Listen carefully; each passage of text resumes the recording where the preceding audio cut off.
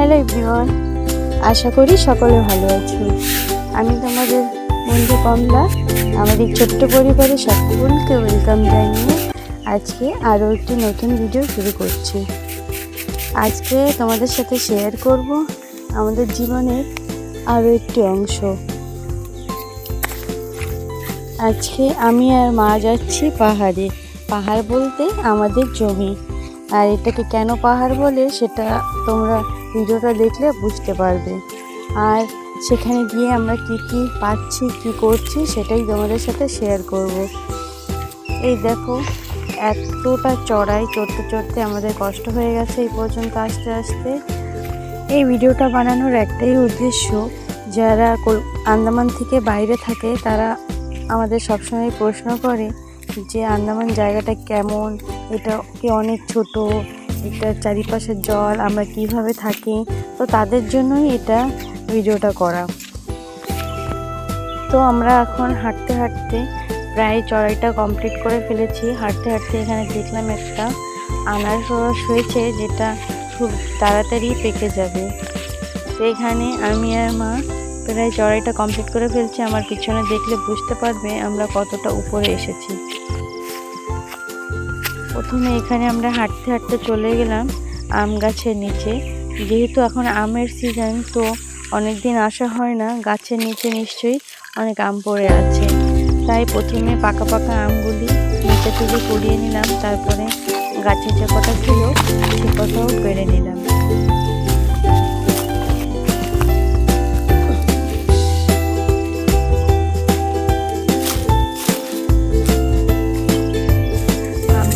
পরে দেখছি এখানে গাছে খুব সুন্দর, এটা নিয়ে যাই পোড়া গাছে খুব সুন্দর আম হয়ে আছে। তাই একটা কাঁচা আমও তুলে নিলাম। তোলবা আমটা তোলা হয়ে গেলে এখন চলে গেলাম কলা বাগিচায়। কলা বাগিচায় গিয়ে দেখি, যেহেতু অনেকদিন আসা হয় না, তাই প্রতিটা গাছেই কলা খেয়ে গেছে পাখিতে। কোনোটায় পুরোটা খেয়ে গেছে, কোনোটায় আধা খেয়ে গেছে। তাই যে কটা কলা ছিল কেটে নেওয়ার পরে বাকি যে কলা গাছগুলিতে কলা খেয়ে পাখি শুধু গাছটা রেখে দিয়েছে, সে গাছগুলিও কেটে নিলাম। মা বলে এই কলা শুকানো গাছ নাকি দেখা ভালো না, তার জন্য সমস্ত গাছগুলি আমি কেটে নিচ্ছি। কলা গাছ কাটার পরে পেয়ে গেলাম দুটো মোচা।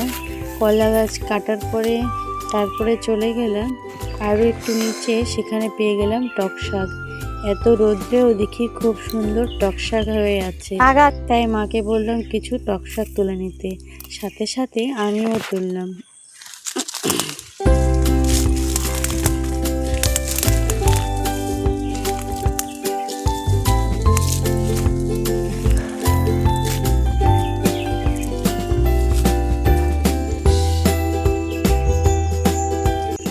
আর এই টক শাক খেতে কে কে ভালোবাসো তোমরা নিশ্চয়ই জানাতে পারো।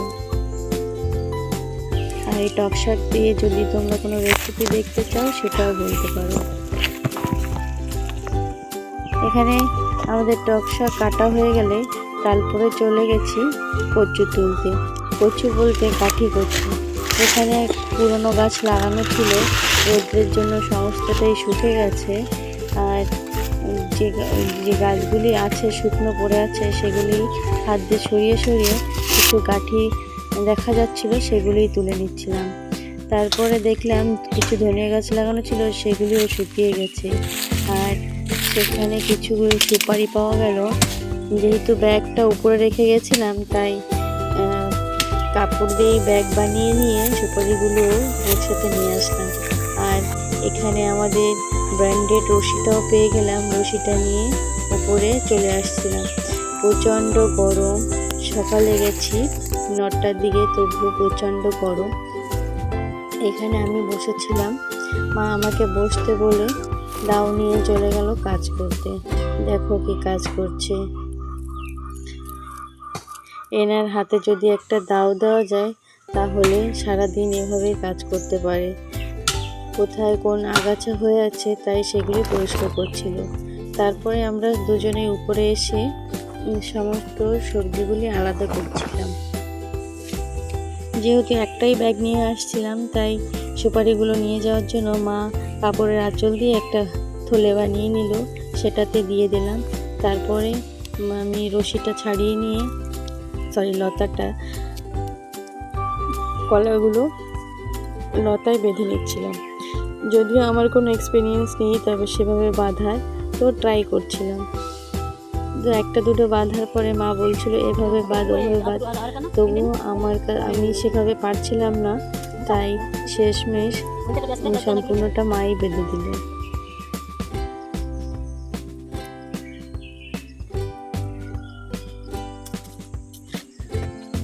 মা খুব সুন্দর করে এগুলি বেঁধে দিয়ে দিল। তারপরে আমি আর মা সমস্তটা নিয়ে চলে আসলাম। যেহেতু হাতে অনেকটা জিনিস ছিল, তাই আগে আর ভিডিও করতে পারিনি। সম্পূর্ণ ভিডিওতে দেখার জন্য ধন্যবাদ।